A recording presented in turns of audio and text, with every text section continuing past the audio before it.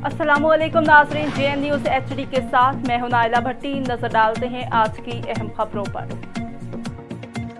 Lucky Marwat deputy commissioner lucky Marwat रहमतुल्लाह वसीर तहसील mayor नूर अजीज़ुल्लाह खान मरवत और नई मर्शद प्रोग्राम मैनेजर इन काइंड ने डिस्ट्रिक्ट हेडक्वार्टर अस्पताल में पहले डायलिसिस यूनिट का इफ्तिताह कर दिया।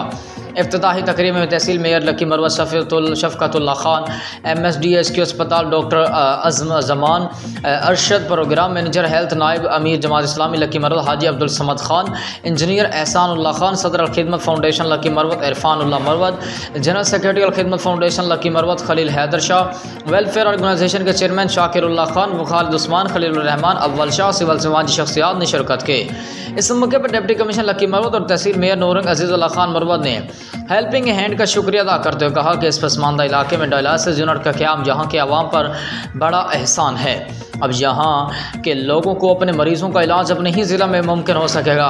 HRD ने इससे पहले भी लकी मरवत के आवाम के लिए कई फलाही मनसूबे मुकम्मल किए, जिनसे यहाँ के आवाम अभी तक इस्तिफ़ादा हासिल कर रहे हैं। गुर्दों का इलाज काफ़ी महंगा और यहाँ के गरीब आवाम की दस्तरस से बाहर था।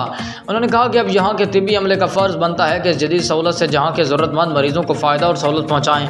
हम मुस्तक़बिल में अपने आवाम को हर शोबे में सहूलत पहुँचाने की कोशिश करेंगे।